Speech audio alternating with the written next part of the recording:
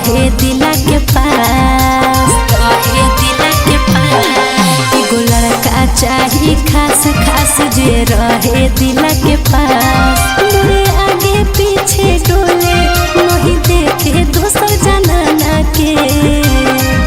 दीवाना गे हम तोरे दीवाना गे, दीवाना गे हम तोरे दीवाना गे। मोरे आगे पीछे डोले नहीं देखे दोसर जनाना के। दीवाना गे हम तोरे दीवाना गे, दीवाना गे हम तोरे दीवाना गे।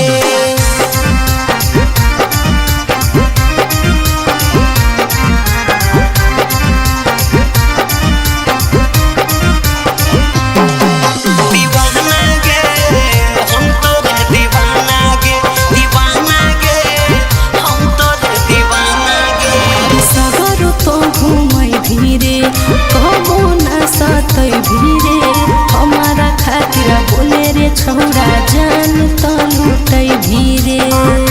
अरे बोल रे अरे जान मंग भी जान देबो कबो न डरहिबो गे।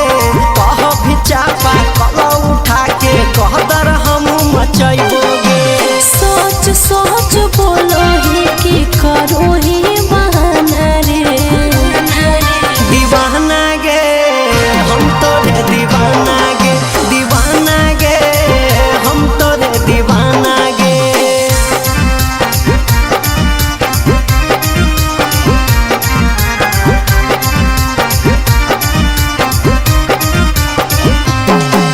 दीवाना गे हम तोरे दीवाना गे, दीवाना गे हम तोरे दीवाना गे। नखरा हमर उठै भीरे बचाओ के खेलै भीरे। फॉर्च्यूनर में नहीं त छौरा दू चक्कावा में घूमै भीरे। अरे बोल रे अरे बचाओ रोजे खेलैबो गे लगा के अपन सूर के।